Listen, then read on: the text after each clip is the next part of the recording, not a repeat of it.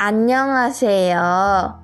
저는 딸기만두 딸입니다. 오늘 엄마가 읽을 책은 그림 속에 너를 숨겨 놓았다. 작가 김미경, 글 그림, 출판사 한겨레입니다. 낭독을 허락해 주신 출판사 선생님 감사합니다. 듣고 계신 이모, 삼촌 고맙습니다. 환절기, 감기 조심하세요. 또 만나요.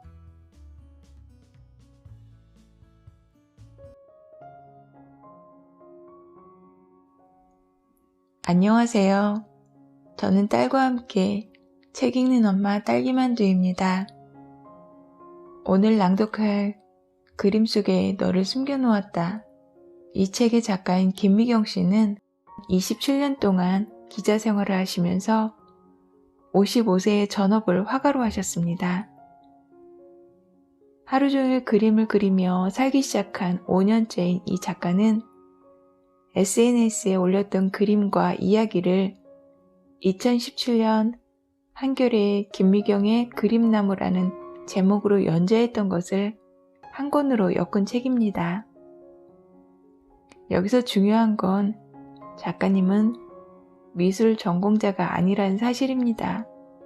작품으로는 2010년 2월에 발표하신 브루클린 오후 2시, 2015년 2월에 발표하신 서촌 오후 4시, 오늘 작품은 2018년 11월 작품입니다. 그리고 3번의 전시회도 하셨는데요. 2015년에 서촌 오후 4시, 그리고 서촌 꽃밭, 2017년에는 좋아서라는 제목으로 전시회를 하셨습니다. 그림 속에 너를 숨겨놓았다.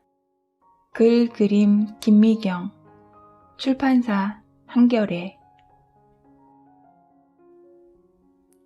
책을 펴내며 그림 농사꾼의 5년 그림 작황 보고서. 옥상에서, 길거리에서 하루 종일 그림 그리며 살기 시작한 지 올해로 5년째다. 딱 1년만이라도 그리고 싶은 그림 실컷 그리며 살면 좋겠다는 마음에서 시작했다. 그림이 안 팔려도 좋다. 죽기 전에 마음이 시키는 그림을 마음대로 그리며 살아보고 싶다.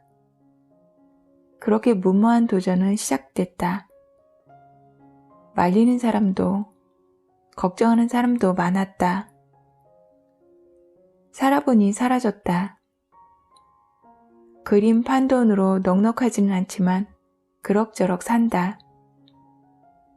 무엇보다 새 삶이 너무 좋아서 예전에 비해 경제적으로 어려워졌지만 불편하지 않다.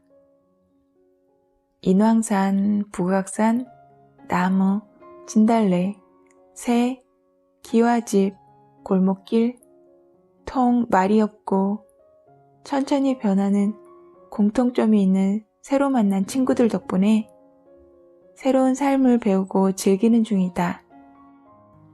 아무 말 하지 않고 하루 종일 인왕산을 바라보며 소통하는 법. 천천히 햇볕과 바람과 별과 구름이 옷 갈아입는 걸 관찰하는 법. 내가 진짜 원하는 것이 무엇인가를 알아차리는 법. 안절부절하지 않고 기다리는 법. 내 욕망과 감성을 회복하는 법. 그리고 내 욕망의 소리, 감성의 소리를 알아차려 표현하는 법을 걸음마 배우듯 하나씩 하나씩 배우고 있다. 그림 그리는 일은 감정에 더 솔직해져야 잘할 수 있다. 누구에게 시킬 수도 없고 내 몸을 고스란히 움직여야만 잘할 수 있다. 대량 생산 시대에 하는 원시적인 손 농사일 같다. 그림 농사꾼으로 그림 농사 지으며 천천히 살아가는 하루하루다. 그림 농사꾼으로 살아온 5년의 쏠쏠한 재미를 기록했다. 앞으로 또 어떤 그림 농사를 지을지 궁리 중이다. 막막하긴 하지만 농사일이 조금은 몸에 익어 걱정을 살짝 덜었다. 그림 속에 너를 숨겨놓았다. 선배, 왜 그림을 그려요? 한 후배가 불쑥 물었다. 선배 왜 살아요? 하는 질문을 받은 것처럼 갑자기 머릿속이 하얘졌다. 쉽게 답이 떠오르지 않는다. 몇 년 전 딸이 다니던 대학에 놀러가 일주일 정도 머문 적이 있었다. 딸이 수업을 듣고 친구들을 만나는 동안 나는 딸이 자주 찾는 도서관 앞에 앉아 크게 자란 나무들과 건물을 정성껏 그렸다. 그 그림을 볼 때마다 사람들은 묻는다.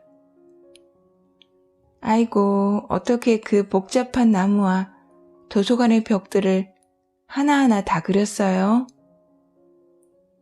지루하지도 않아요? 그럴 때마다 속으로 혼자 대답했다. 딸이 좋아서요. 친한 선배의 기와집이 살짝 보이는 그림이 있다. 동네 풍경을 처음 그리기 시작했을 때 그린 건데 구도가 좋아서이기도 했지만 본격적인 화가로 입문하는 첫 그림격인 그림의 선배의 집을 숨겨 그려놓고 싶었다. 선배 집 기와지붕은 풍광 속에서 아주 작게 그려졌지만 뭔가 내 사랑을 몰래 심어둔 기분이었다. 동네 한 모자집 간판에 나는 아직도 너를 내 시 속에 숨겨놓았다 라는 문구가 붙어 있었다. 지나갈 때마다 나는 아직도 너를 내 그림 속에 숨겨놓았다로 바꿔 큰 소리 내어 읽어본 적이 있다. 짝사랑하는 사람과 처음 만났던 장소, 함께 술 마시던 장소를 그림 한 귀퉁이에 꽁꽁 숨겨놓기도 한다. 영화 화양 연화 속에서 앙코르와트를 찾은 차우가 벽에 뚫린 구멍에 대고 무언가를 속삭이듯이 말이다. 좋아하는 마음을, 열정을 그림 어딘가에 꽁꽁 숨겨놓는 재미가 솔찬하다.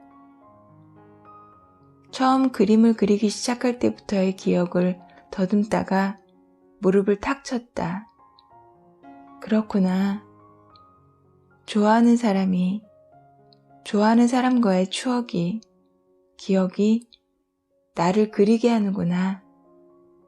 좋아하는 사물들이, 좋아하는 사람들이 나를 그리게 하고 그리다 보면 점점 더 좋아지기도 하는구나. 오랫동안 나는 내가 무엇을 좋아하는 사람인지 잘 몰랐다. 아주 어릴 땐 무슨 색깔을 좋아하니? 어떤 꽃이 좋아? 하는 질문에도 크게 당황했다. 초록색도 좋고, 보라색도 좋고, 주황색도 좋고, 개나리도 좋고, 민들레도 좋고, 봉숭아도 좋은데 어떻게 하나를 꼭 집어 선택할 수 있지? 나는 도대체 무슨 꽃을 좋아하는 사람이지? 어떤 꽃, 어떤 색깔을 좋아하는 사람은 어떤 성격의 사람이라는 글을 읽으면 더 얼굴이 빨개졌다. 좀 더 자라면서 내가 좋아하는 것들이 사회에서 규정되고 억압된 것이라는 사실이 화가 났다.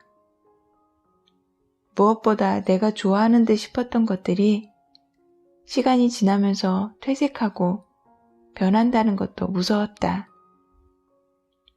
직장 생활하고 애 낳아 기르고 눈꽃을 새 없이 바빠지면서는 내가 진짜 좋아하는 것이 무엇인지를 곰곰이 생각하는 일조차 잊어버렸다.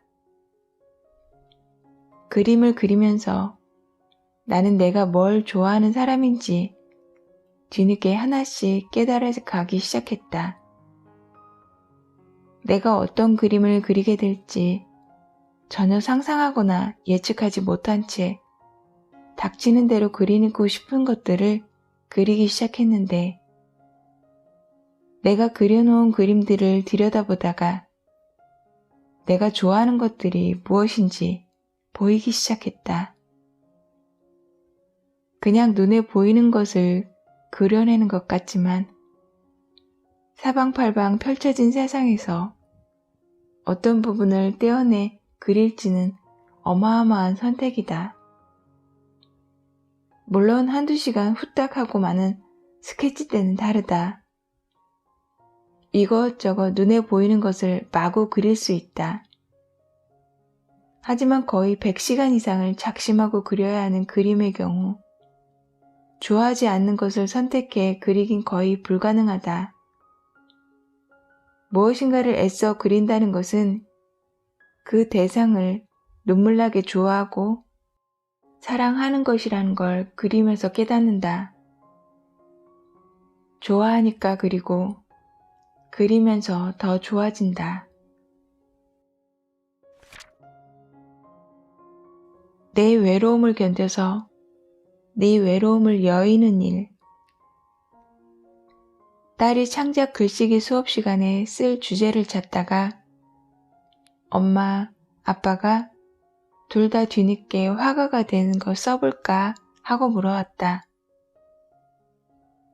각각 35과 55의 화가가 되겠다고 직장을 팽개치고 나온 아빠, 엄마를 둔 아이는 세상에 잘 없을 거라면서 맞장구를 쳤다.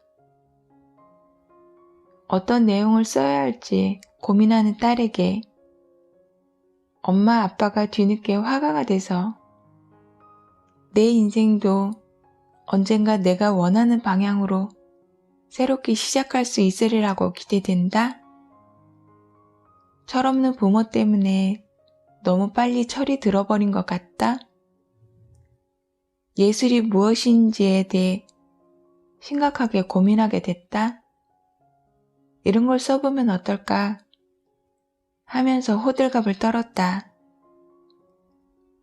순간 딸이 말했다. 글쎄, 내가 정확히 뭘 말하고 싶은지 아직 잘 모르겠어. 확실한 건 엄마 아빠가 예술가여서 내가 외로웠던 거? 그건 분명한 것 같아. 헉, 내가 화가가 되겠다고 야단 법석일 때 딸이 외로웠던 거. 그땐 잘 몰랐었다. 대학에 입학한 딸을 미국에 두고 한국으로 돌아왔다.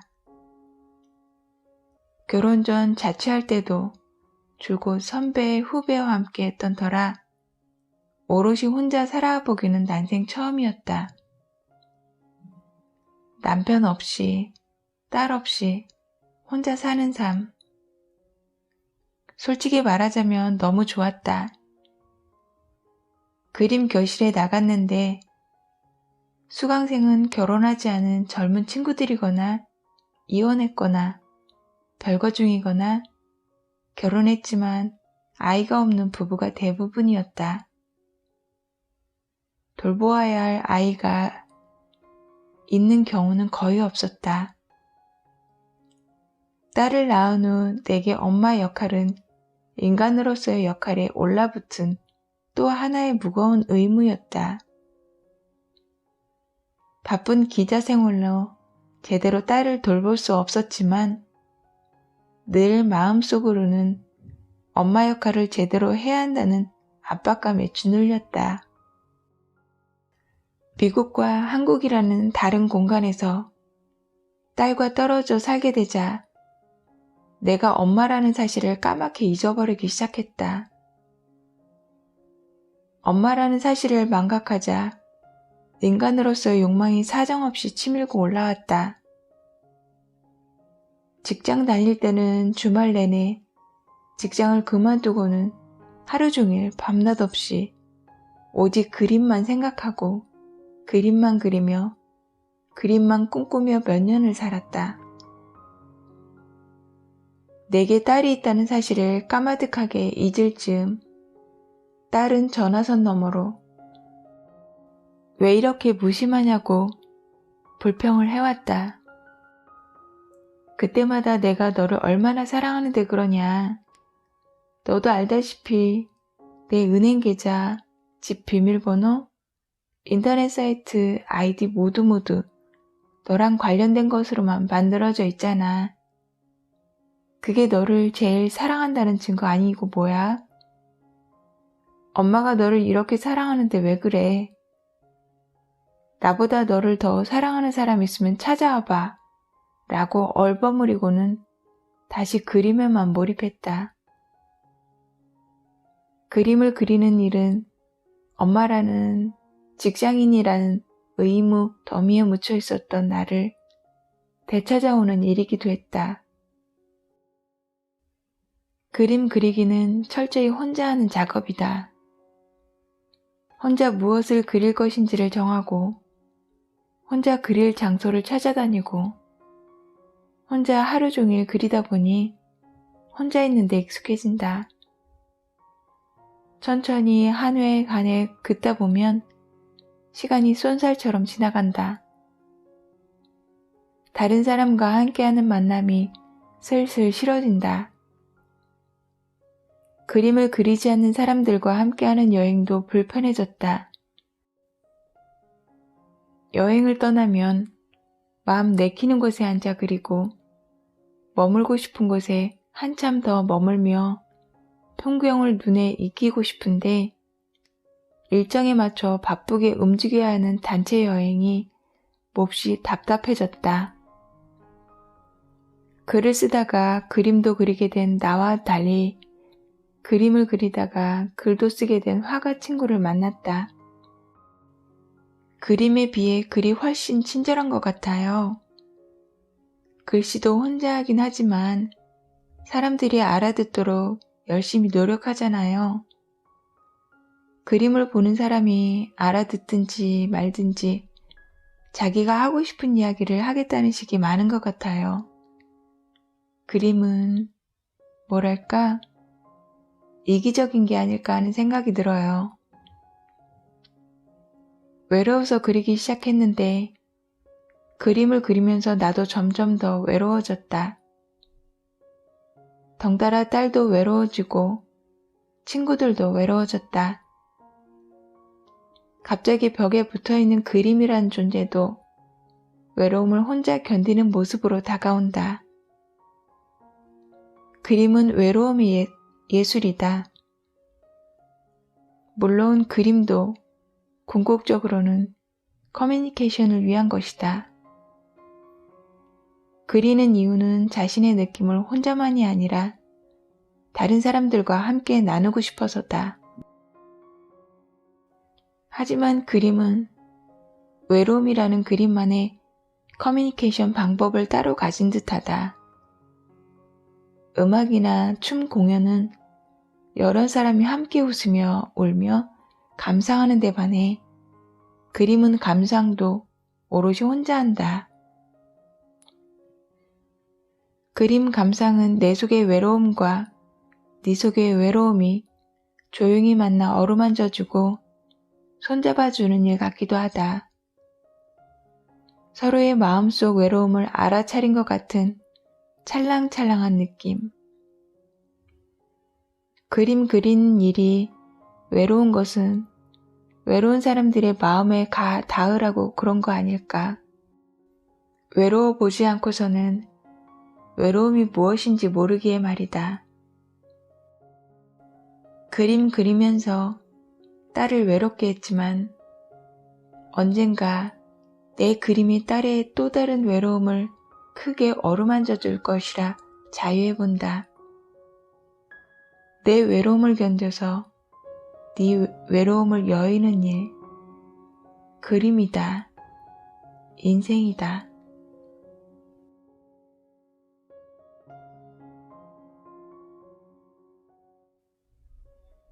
김미경 작가님의 그림 속에 너를 숨겨놓았다.